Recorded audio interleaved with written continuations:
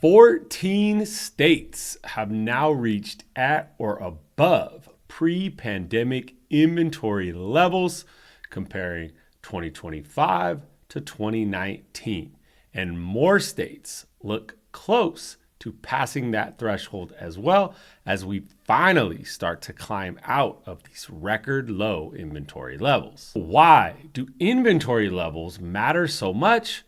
Well, supply and demand is the basic fundamental principle that drives everything in relation to the housing market. So while the mainstream media might spin an increase in inventory as a bad thing or a potential for a housing crash, it's not. This is actually a great thing, and we have long been in need of a more balanced market and more opportunities for buyers to enter into this tough housing market. So congrats to the state of Nevada and Alabama, as they are the most recent states to cross this threshold.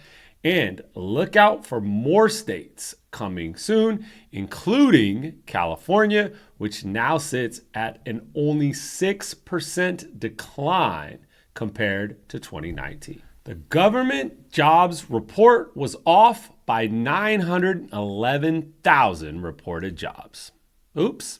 The BLS jobs report revisions were announced, and between March of 2024 and April of 2025, it was revised that 911,000 jobs less were created than were initially reported. Yes, maybe the tracking system that were used on a monthly basis wasn't quite accurate, and our labor market wasn't as strong as some were positioning it to be. Chairman Powell actually forecasted this, and so it wasn't as much of a surprise to many. And I don't know if that says more about the lack of faith in the BLS jobs report or the belief that the labor market is weaker than many thought. The somewhat surprise was the lack of movement in the bond market in relation to this announcement. Part of this was due to the markets expecting such a revision, but also due to the fact that the economy has changed a lot since that revision announcement. Changes in the administration, tariffs, inflation, all of these different factors have the markets focused more on the future than looking in the past.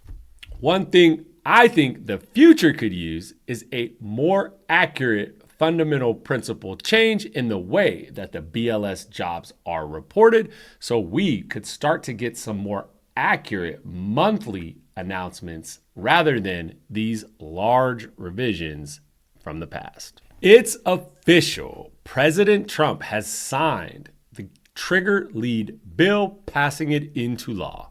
Now that this bill has been signed, it will take 6 months for the law to go into effect, outside of the 8 states that have already passed such laws regarding the use of trigger leads. For the rest of us, let's circle March 5th, 2026, and we can all have a party to celebrate the fact that reputable lenders and all home buyers won't have to deal with these harassing solicitations from non-reputable lenders.